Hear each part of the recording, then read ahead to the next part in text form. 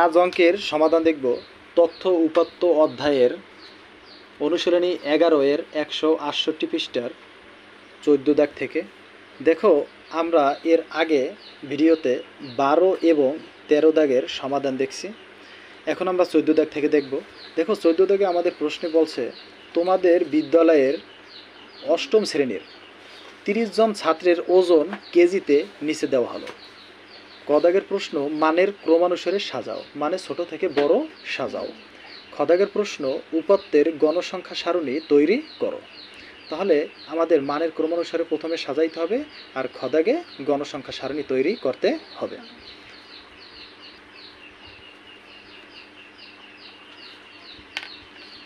আচ্ছা, প্রথমে তাহলে আমাদের সর্বনিম্ন সংখ্যা কত?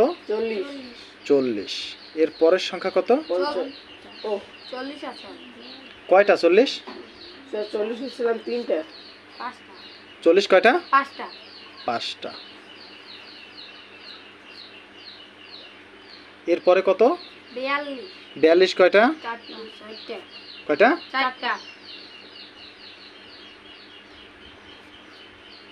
42 4টা। এরপরে 43 3টে। 43 3টে।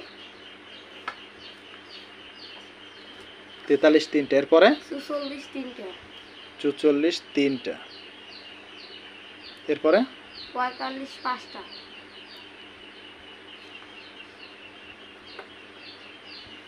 45 5টা। এরপরে 46 একটা। 46 একটা। আর আছে 47 47 কয়টা? একটা। একটা। 50 50 5টা। 5টা। তারপরে 52 একটা। 52 একটা। 55 একটা। 55 একটা। 56 একটা। 56 একটা। এগুলো আমাদের কোথা থেকে নিলাম আমরা? 14 দাগের অঙ্ক থেকে। এখানে সবগুলো উপাত্ত আছে, আমরা ক্রমানুসারে সাজালাম, মানে ছোট থেকে বড় সাজাইলাম। ঠিক আছে?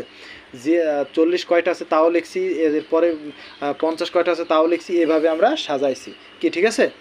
এখন আমাদের এখানে দেখবো আমরা কয়টা অনুপাত নিলাম।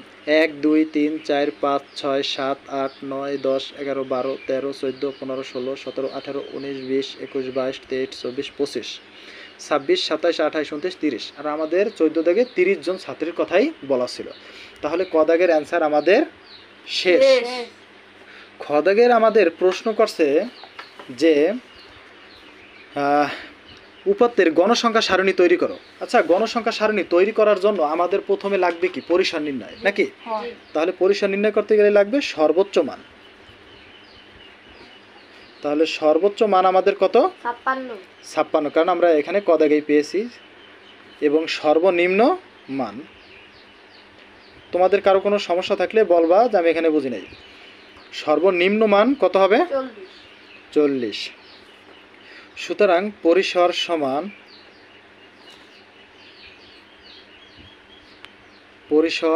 সমান সর্বোচ্চ মান মাইনাস সর্বনিম্ন মান যোগ 1। 56 থেকে 40 বিয়োগ করলে বিয়োগফল থাকবে 16। এর সাথে 1 যোগ করলে যোগফল হবে 17। সুতরাং শ্রেণীর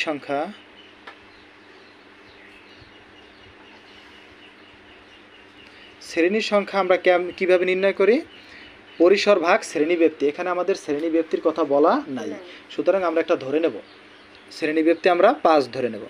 তাহলে 17কে যদি আমরা 5 দ্বারা ভাগ করি তাহলে ভাগফল হয় 3.4। কত হয়? 3.4।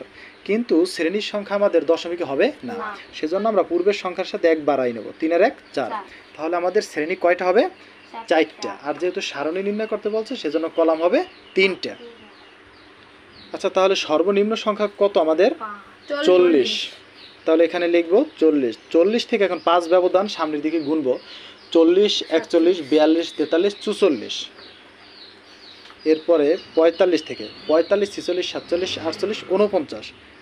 এর পরের সংখ্যা কত? 50। 50 থেকে 54। এরপরে 55 থেকে 59। এখন আমাদের এখানে দেখতে হবে 59-এর উপরে কি আমাদের কোনো উপাত্ত আছে? না, সর্বোচ্চ সংখ্যায় 56 আমাদের। এখন আমাদের 40 থেকে কত? 44। তাহলে এখানে আমাদের অবিন্যস্ত উপাত্ত আছে, আমাদের দেখতে হবে। দেখো প্রথম সংখ্যা আমাদের কত? 40। 40 তাহলে 40 আমাদের কোন ঘরে যাবে? 40 করে 40-এর ঘরে। এর পরের সংখ্যা কত? 55। 55 যাবে কোথায়? 55 যাবে একবারে নিচের ঘরে নাকি? এরপরে 42। 42 কোথায় যাবে? উপরের ঘরে। এরপরে 42 আবারও যাবে কোথায়? উপরের ঘরে। এই আমাদের এই অঙ্কটা আরো সহজভাবে করা যায়। এখানে তো আমাদের মানের ঊর্ধ্বক্রম অনুসারে সাজানো আছে। এখানে 40 আছে কয়টা? 1 পাঁচটা। 2 3 4 5টা। তাহলে 40-এর ঘরে কয়টা হবে? 5টা 5টা।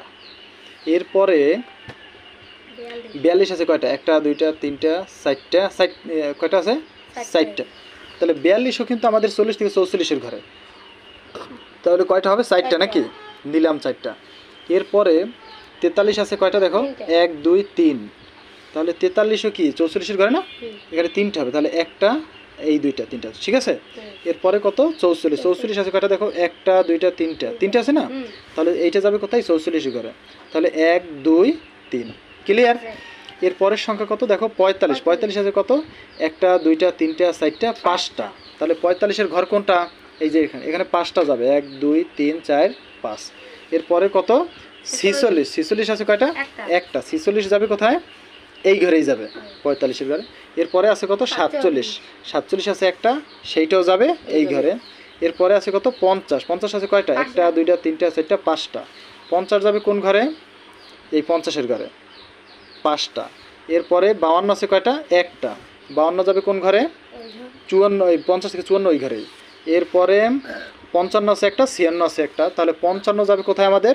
55-এর ঘরে, আর 56-এর ঘরে যাবে। ও একটা তো আমরা আগে নিয়েছিলাম না? তাহলে দুইটাই শেষ। এখন দেখো প্রথম ঘরে আমাদের কয়টা আছে? 15। এরপরে আছে কত? 7। এরপরের ঘরে 6। এরপরের ঘরে 2। এখন এগুলো যোগ করলে দেখবো আমরা 30 হয় কিনা। n সমান, তাহলে দেখো প্রথমে আছে কত আমাদের? 15। এর সাথে যোগ দেবো 7, এর সাথে যোগ দেবো 6, এর সাথে যোগ দেবো 2 সমান 30। তাহলে আমাদের কি প্রশ্নে 30 জনের কথা বলা ছিল? দেখো 14 নম্বরে 30 জনের কথা বলা ছিল। তাহলে আমাদের অঙ্কটি সঠিক, ঠিক আছে নাকি? আমাদের এই অঙ্কটা কারো কোনো সমস্যা আছে? কারো কোনো সমস্যা নাই।